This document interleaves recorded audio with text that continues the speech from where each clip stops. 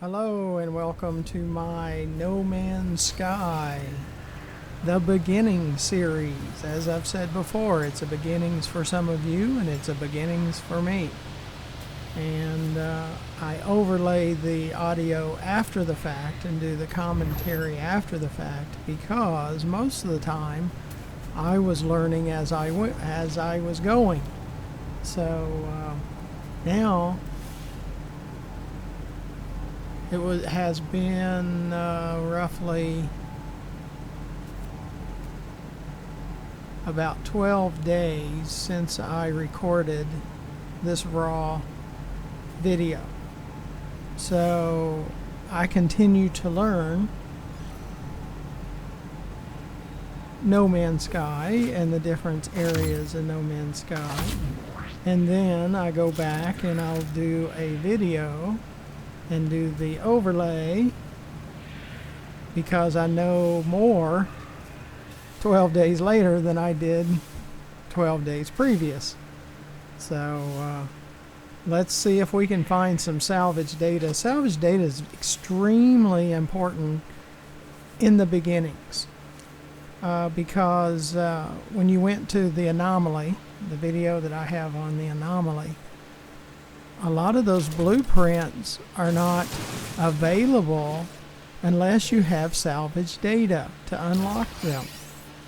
So we need to do a lot of grinding for salvage data.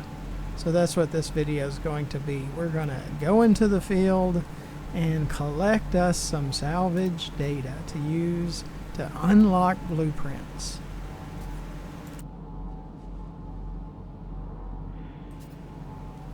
And you can see there's a symbol that kind of looks like a baseball diamond shape. And it says Buried Technology Module. And you can tag that with your multi-tool. And that's what I do here is I tag it. And then we go that direction until we can dig that that salvage data out of the ground using our terrain manipulator portion of our multi-tool. And I really like this motorcycle because it's small and it gets into smaller places. It can dig it, it can get itself out of a pit. If you fall into a pit, it can pretty much climb the walls. It's a really nice SRV type unit, the Exocraft. And there's many types of Exocrafts. There's a hovered version and there's a smaller dune buggy type. There's the Colossus, the big one. But I really like this little motorcycle. It just seems to work best for me. As you can see, we selected the terrain manipulator portion of our multi-tool and we set it to mine. So that digs. Flatten if you want it to flatten the terrain. You want to create, that's adding material or adding dirt, like you want to create a hill. Then there's the mine to dig. So there's several options. And we dig out this salvage data or this equipment, and then we pull it, and it pulls the salvage data from it. And to scan and to view things off in the distance or even short distances, we reach over our left shoulder, and that's the visor. And there's many features in the visor. There's a survey version, like if you're looking for certain materials to use the mine extractor, or if you're looking for electromagnetic for the electromagnetic extractor, there's a version for that. And then there's this version, the green version, which shows you items. like deposits and the buried technology and those things, and you can tag them, and it'll stay after you turn off the visor, and so you can go in that direction. And you probably feel the same way, but I really like No Man's Sky. I mean, it is addicting. I mean, I spend way too much time with it, and but I think it'll pay off in the long run, because as I learn, I can bring better content to our viewers.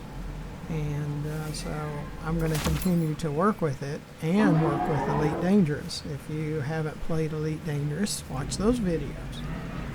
Both games are incredible. They really are. There's a few issues in Elite Dangerous that drive me crazy, because it's such an obstacle course game, where No Man's Sky is an exploration and creation, building bases and building things and crafting items and those kinds of things. So it's more creative. You can go into the combat side if you wish. It's something that you get to choose. You can go in that direction. If you're in your ship and there's pirates or someone that's trying to attack you, you can outrun them very easily. Or you can stay and fight. The animals, yes, they bite you, but they don't kill you extremely fast. It might be fast enough, but you have time to reach over your right shoulder and grab your multi-tool and set it to one of the weapons, and some of the smaller animals, even the mining laser will kill. So, but it's a really cool game. And if you haven't purchased it yet, Steam had it for $30 the last time I looked. Instant Gaming had it for $20. So it's really not that expensive for what you get, all the content that's a part of the game. And it's very creative, works great in VR, because everything I do is in VR. So I really recommend it highly, and I don't get paid from Hello Software.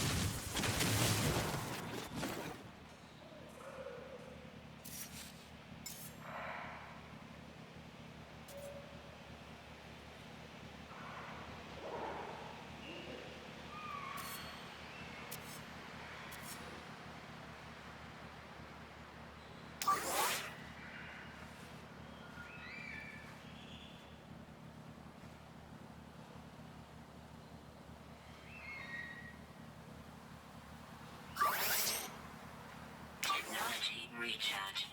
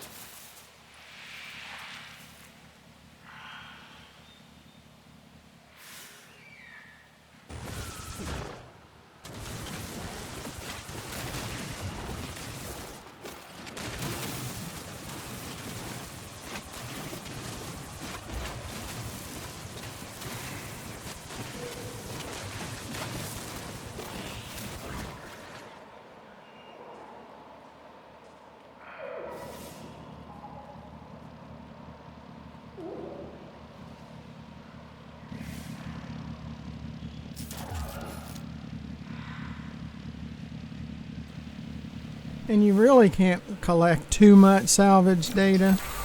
So as often as you can muster the interest, I would go out and try to collect some, and you see where I'll,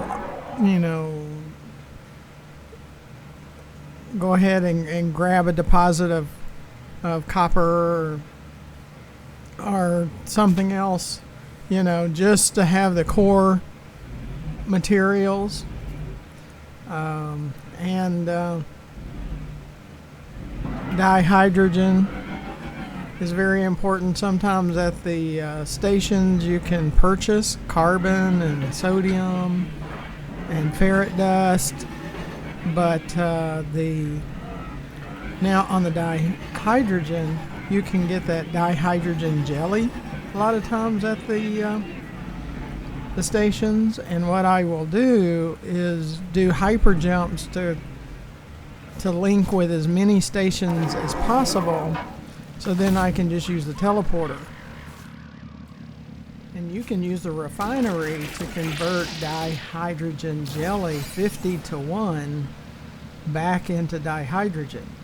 So there's a lot of things like that are pretty cool, and you can take dihydrogen and convert it to dihydrogen jelly for 30-1, but then go from dihydrogen jelly back to dihydrogen, and I believe with tritium, but there's a combination that you can actually make a profit refining. So 30-1 to create dihydrogen jelly, and then go from 50-1, or from 1 to 50 back into dihydrogen, so you can actually make additional dihydrogens. And there are certain materials that chromatic metal in combination with it will create even more of that material.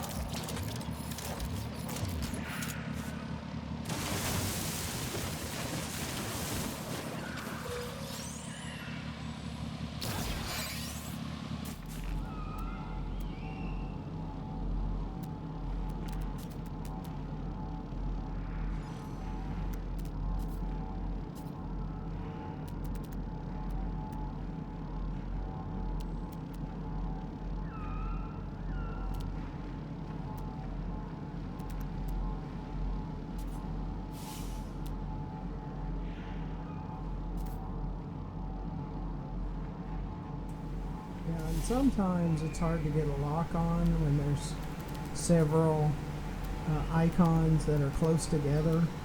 And you can see I was struggling to try to get a lock on that very technology.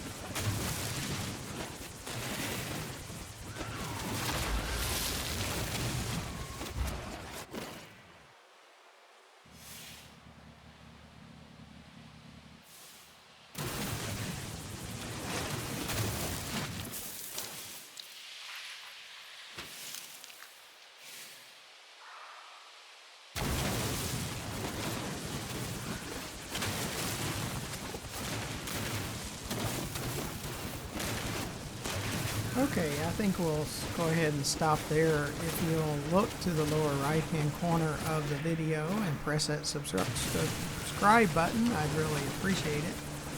It doesn't cost you anything and you get notified when I produce additional videos. And underneath the video in the description you'll see ways to donate.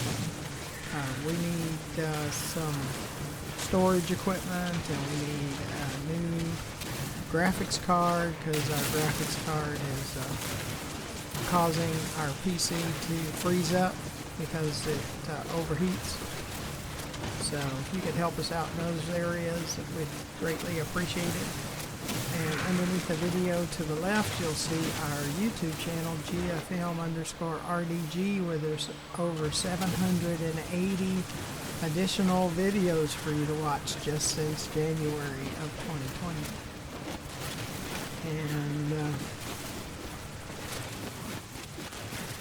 on that YouTube channel page, you'll see an About tab. And there's an email address that you can use if you wish. So make sure you watch some of our other videos and keep an eye out for when we produce the next video. So until then, thank you for watching.